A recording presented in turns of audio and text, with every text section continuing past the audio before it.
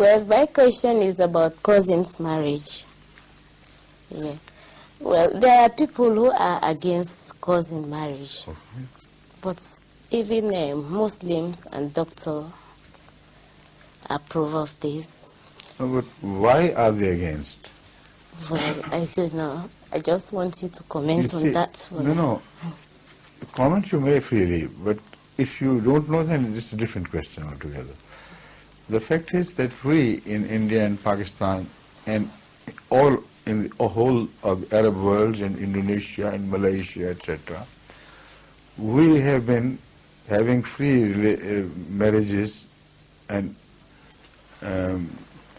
marriages which are promoted by the society within the families, cousins, etc., etc., and we don't find fault at all, any problem with that. In fact, by doing that, we resolve many problems.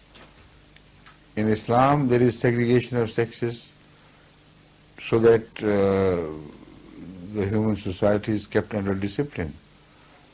And no free license is given to any man to,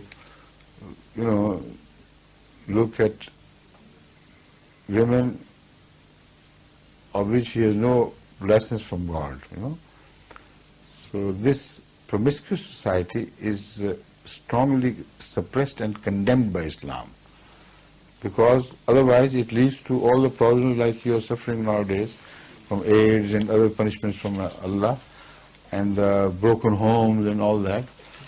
I don't want to develop it further, but you should understand immediately that this free mixing is forbidden in Islam, and the reason why it is forbidden is apparent now. Now, in such a society, it is difficult to find matching people outside the family in areas where you do not know. And if you do not have any datings, if you have no occasion to meet and judge each other, how would you be able to find the right match? And even if you are permitted to date, you will not find the right match. You are likely to be led into the wrong match, like it happens here.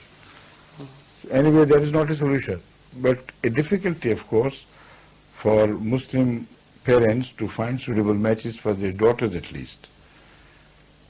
Now this is answered to a large degree when families grow to a larger family group, like Kahlons are in Sierra Leone. And they intermix with each other, and they know each other. When there is no outside, pursuit of cheap pleasure, then one always turns back to the family for peace.